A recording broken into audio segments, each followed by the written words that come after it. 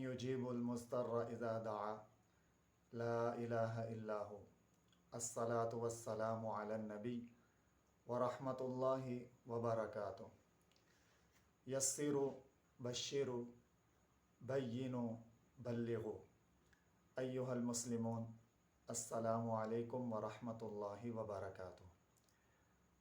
آج آپ حضرات کی خدمت میں یوم عرفہ کے حوالے سے چند ایک معروضات پیش کروں گا۔ اللہ تبارک و تعالی ہمیں اس اہم دن کی اہمیت، فضیلت اور اس کی حقیقت سے آگاہ فرمائے، اور جو باتیں عرض کروں اللہ پاک ہمیں عمل کرنے کی توفیق عطا فرمائے۔ سب سے پہلی بات یہ ہے کہ یہ یوم عرفہ یعنی اسلامی سال کا جو آخری مہینہ ہے ذی الحج کے مہینے کی جو 9 تاریخ ہے، 9 ذی الحج، اس کو یوم عرفہ کہتے ہیں۔ سب سے پہلے سمجھیں کہ اس کو یوم عرفہ کیوں کہا جاتا ہے۔ اس کے اندر ایک بات تو یہ ہے کہ حاجی جو ہیں وہ 9 ذی الحج کو میدان عرفات کے اندر جمع ہوتے ہیں، اس وجہ سے اس دن کو یوم عرفہ کہا جاتا ہے۔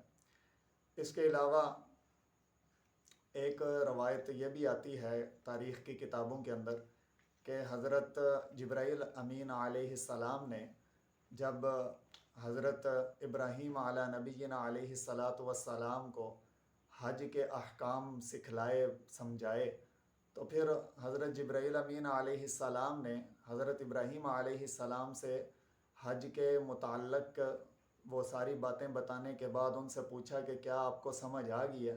حل عرفت، کیا آپ پہچان چکے ہیں؟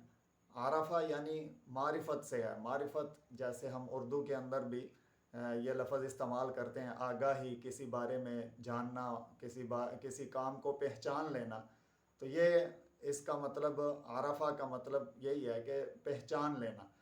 تو حضرت جبرائیل امین علیہ السلام نے جب حضرت ابراہیم علیہ السلام کو وہ سارے ارکان حج سمجھائے تو پھر ان سے پوچھا کہ کیا آپ سمجھ گئے ہیں کہ حج کیسے ادا کرنا ہے، طواف کہاں کرنا ہے، اور سعی کیسے کرنی ہے، رمی جمار کیسے کرنا ہے؟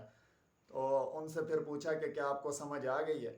تو اس وجہ سے اس دن کو یوم عرفہ کہتے ہیں۔ اگلی بات یہاں پر یہ سمجھنے والی ہے کہ یوم عرفہ میں نبی علیہ السلام کا عمل مبارک کیا تھا۔ عائشہ رضی اللہ تعالی عنہ طاہرہ مطہرہ سے مختلف کتابوں کے اندر یہ روایات موجود ہیں کہ ایک سائل نے سوال کیا، یا رسول اللہ صلی اللہ علیہ وسلم، عرفہ کے دن روزے کی کیا جو ہے وہ ثواب ہے، فضیلت ہے؟ تو آپ صلی اللہ تعالی علیہ وسلم نے فرمایا کہ عرفہ کا جو روزہ ہے وہ 2 سال کے گناہوں کی معافی کا ذریعہ ہے، یعنی 1 سال گزشتہ گناہوں کا کفارہ اور ایک آئندہ والے سال کے جو ابھی ہماری زندگی میں آئندہ آئے گا اس کے گناہوں کا کفارہ، یعنی 2 سال کے گناہوں کا کفارہ جو ہے وہ عرفہ کے دن کا روزہ ہے۔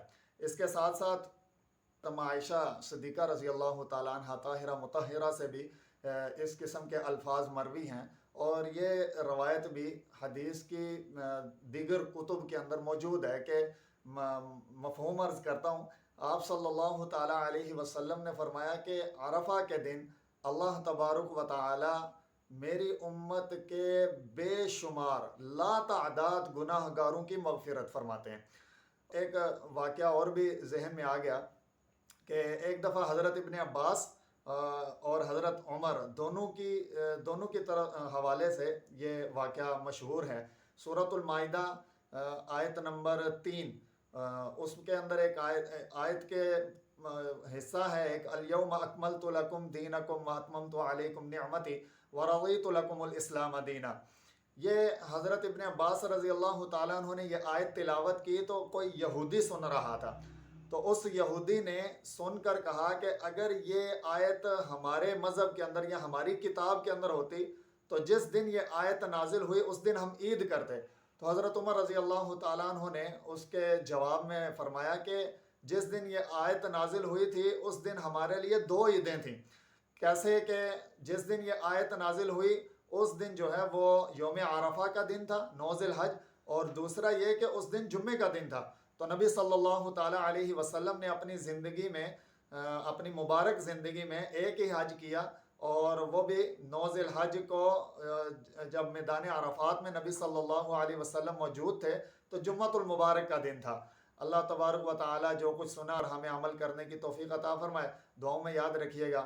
السلام علیکم ورحمۃ اللہ وبرکاتہ۔